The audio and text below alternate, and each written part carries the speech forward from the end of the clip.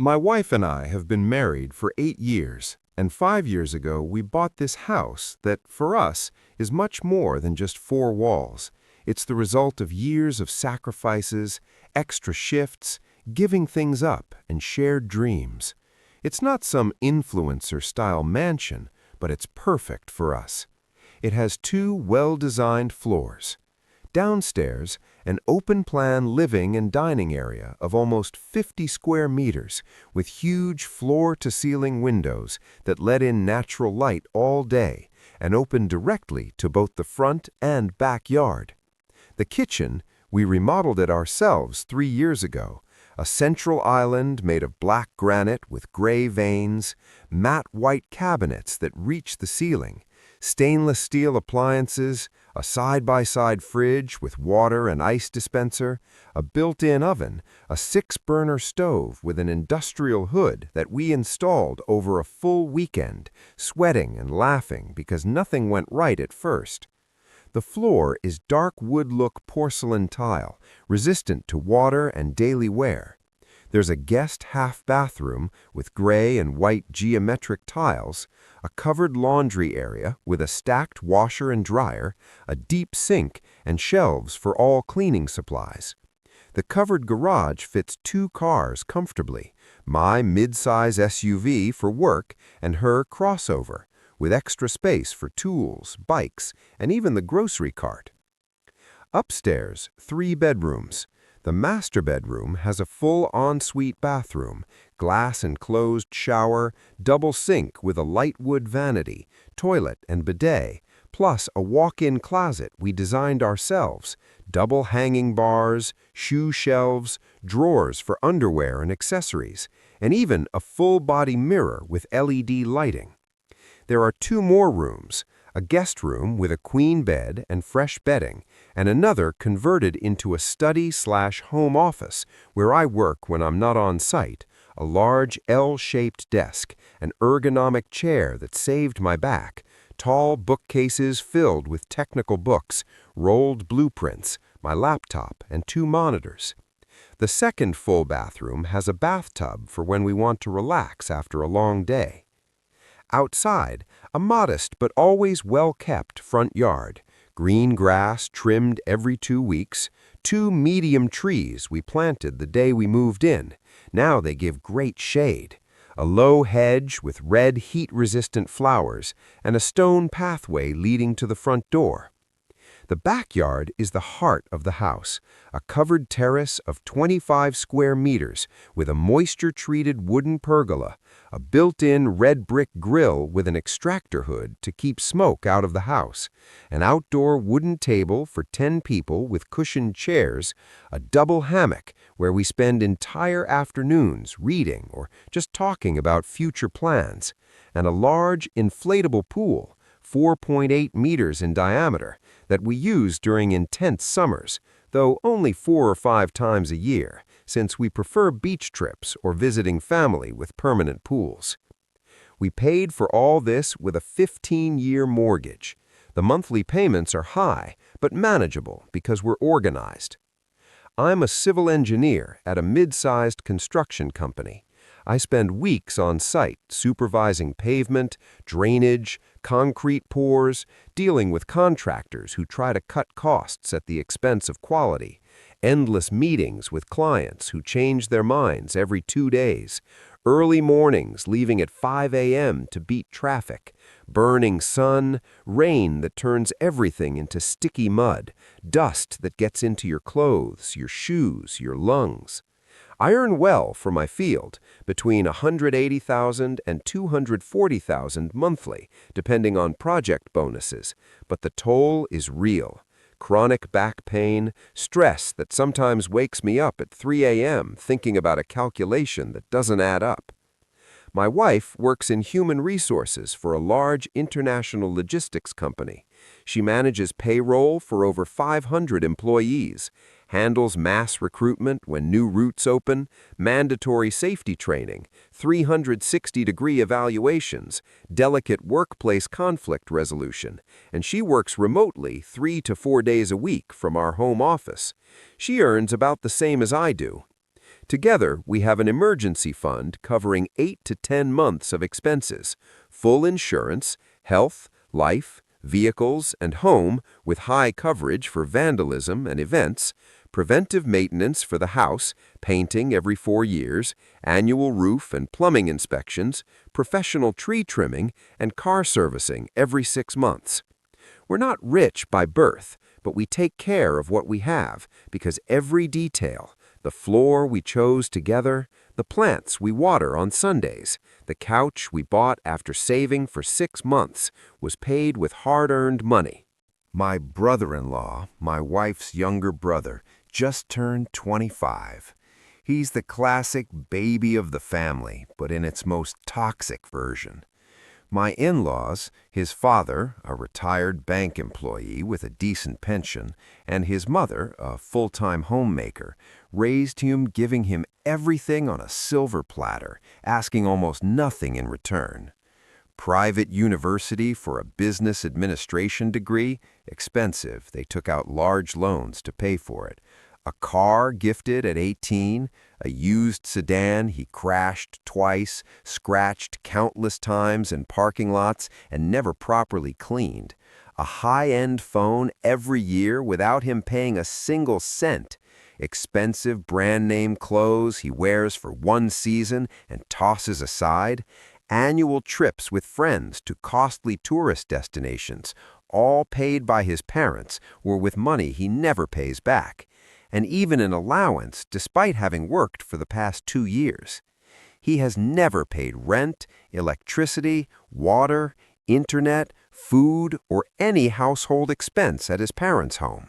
He now works as a community manager at a digital marketing agency, earning $60,000 to $70,000 a month, which is very good for his age and experience, but he wastes it all on nightlife until 5 a.m., gourmet food deliveries, drinks at trendy bars, designer clothes, expensive accessories, and constant parties.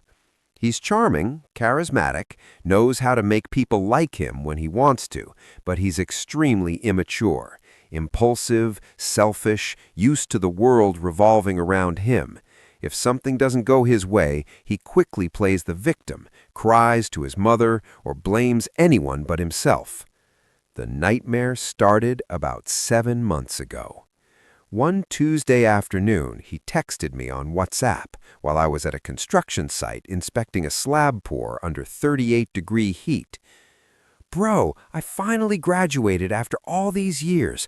I want to throw the most epic party of my life. Live DJ with LED lights and smoke effects, full open bar with every kind of liquor, non-stop grill with meat and sausages, a giant inflatable pool so people can cool off. People from university, the neighborhood, Instagram friends, extended family, everyone I know. Can I borrow your house? My parents' place is too small. It can't even fit 40 people comfortably and looks old. And yours is perfect. Huge living room for dancing, big yard for the grill and pool, covered terrace for the DJ and tables, garage space for 5 or 6 cars. It's going to be legendary, man. People will talk about it for years." I replied immediately, sweaty and wearing my helmet.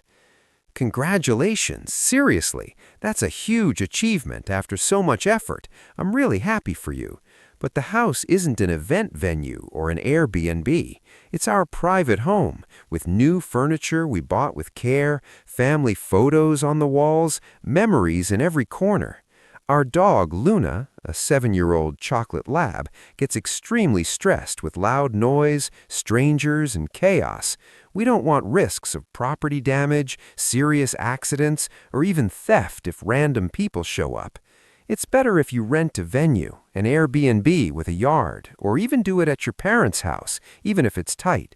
If you want, I'll help you find affordable options or recommendations." He didn't accept the no. He started a slow but relentless emotional pressure campaign that lasted months. Daily messages at all hours, morning, afternoon, night. "Think about my sister. She'll be really sad if you don't help me on my special day. It's the most important moment of my life." Long voice notes, 2 to 3 minutes each. Bro, it's just one night. I swear I'll bring a professional cleaning service the next day with an invoice under my name. I'll control the guest list so it doesn't exceed 50. I'll set a strict end time at 3 a.m. max. I'll even hire private security if needed. Nothing bad is going to happen. Please help me, your family. Calls where he'd put his phone on speaker so my mother-in-law could jump in. Mom, please tell my name to let me use the house. It's my graduation, my moment to shine. My mother-in-law called me personally 6 times in 1 month, 15 to 25-minute calls, switching between pleading and crying. Son, he's the only boy in the family. He deserves to celebrate big after all his sacrifice in university. Just one night. We trust you and my daughter to keep things under control and avoid problems. Don't be so strict, please. I always gave the same answer, calm but increasingly firm. I understand your love as a mother and how proud you are of him, but the house is our most important asset, the thing that cost us the most to achieve. This isn't selfishness, it's real responsibility. Drunk people, possible fights, serious accidents like falls in the pool or breakages, material damage that could cost us months or years of savings to fix. We can't take that risk, especially with strangers in our private space. My wife was even more direct with her mother. Their calls were tense, 30 to 40 minutes each. Mom, enough already. The house is a no. It's not negotiable. If you keep insisting, we're going to get genuinely upset and shut this down completely. I don't want to fight with my own family over this, but we are not giving in. The pressure didn't stop. 5 weeks went by. Messages, voice notes, calls, even surprise visits. One Friday afternoon, he showed up unannounced at our door with a bottle of expensive Scotch whiskey, clearly bought to soften me, wearing that innocent look of someone who knows he's asking for something big. Bro, I brought this so we can celebrate in advance, since it's basically a done deal. Have you thought about it? I'll promise you anything. Professional cleaning with invoice in my name, DJ under contract with strict end time, controlled guest list, maximum 40 to 50 people, no crazy stuff. I swear I'll handle everything. That's when I snapped inside. I looked him straight in the eyes and said, if you won't accept a firm no and keep pushing with emotional and family pressure, then let's make this serious and formal. I'll lend you the house, but only under a legally binding agreement that fully protects us. You sign taking responsibility for every damage, every violation, every excess. You leave an $1,800 cash deposit, cash, refundable only if the house is left spotless, no stains, no scratches, nothing out of place. You get event liability insurance or pay for extra cleaning with invoice. Strict limit of 40 guests with a full list sent 72 hours before. Full names and phone numbers for verification. No smoking indoors or in closed areas. Music and lights off at exactly 2 a.m. Everyone out by 2:30 a.m. No one goes upstairs except for the guest bathroom. Bedrooms locked and alarmed. No inflatable pool without written permission. If there's extra people, extended hours, serious damage, or any violation, you lose the entire deposit and pay the rest immediately. No delays, no excuses. Legal action if you fail to comply. Breach of contract, damages, and possible criminal escalation for trespassing or intentional vandalism. I thought he'd get scared.